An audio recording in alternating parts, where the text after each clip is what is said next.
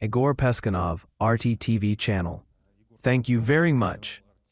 Vladimir Vladimirovich, have you heard? Do you know about the leaks of telephone conversations of Yuri Ushakov, Steve WITKOFF, and Kirill Dmitriev? What do you think about this? In the West, this is now a very flaring scandal, especially in many Western media. And there's a real attack on WITKOFF now.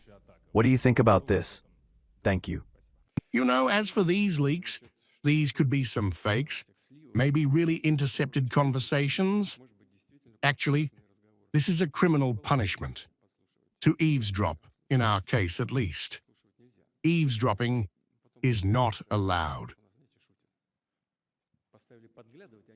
Then some of them, maybe as we joke, you know, they put them to peep, but they eavesdrop. Let them deal with their own business. But you also need to know how to peep. Now, I'll explain what I mean. I don't know the essence of these interceptions, the essence of these leaks. But you understand, you see, we stood here in the morning, from morning till evening. I came to you right away, after finishing all events. What, in my opinion, is the problem in the big picture? It's not about us. It's about how the struggle of different opinions is going on in the collective West and in the United States itself regarding what is happening and what needs to be done to stop the war, to stop combat actions. We met with Mr. WITKOFF before Anchorage, and then I visited Alaska, and certain negotiations were conducted. In general, I want to emphasize, at least an opinion was formed in me. We had an understanding of where we are and what would need to be done to stop these combat actions. Then we parted, since both my colleague and President Trump and I said that we need to return to our capitals, think, consult with our apparatuses, with ministries, with allies. And after that, we agreed to continue further. Lavrov and Rubio met in New York, on the sidelines of the General Assembly, and so on. In general, they talked, but no conflict situation arose between Russia and the United States. On these issues, that is, we remained on the Anchorage platform. And suddenly, the United States announces the imposition of sanctions against two of our oil companies. What is this connected with? I honestly tell you, I didn't even understand what's happening. Therefore, to accuse Mr. WITKOFF of being too courteous with his Russian colleagues, there's nothing to it. But we talked with him. We met. We met, I repeat, in Alaska, and then, boom, in full health of nascent new relations. Sanctions that destroy our relations, of course. And actually, I repeat, for us, it's unclear what kind of signal this is.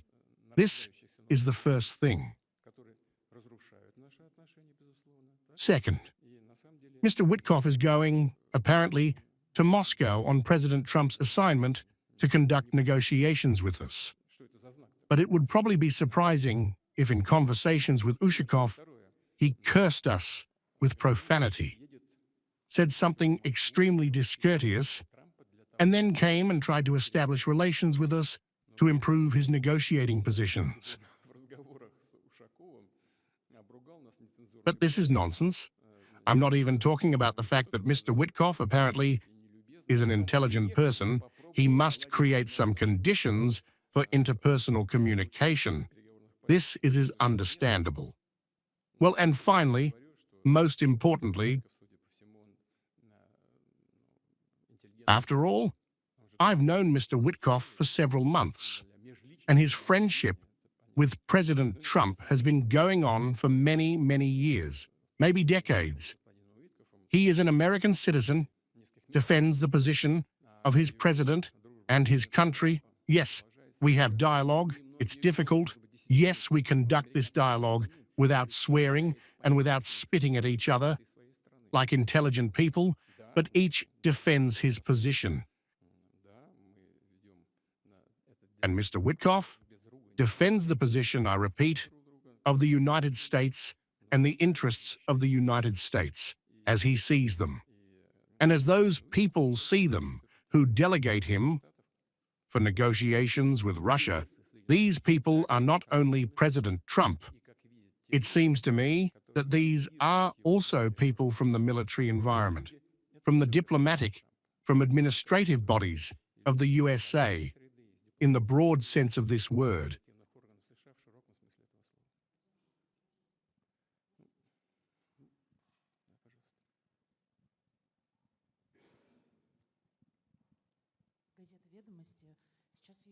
Ведомости newspaper.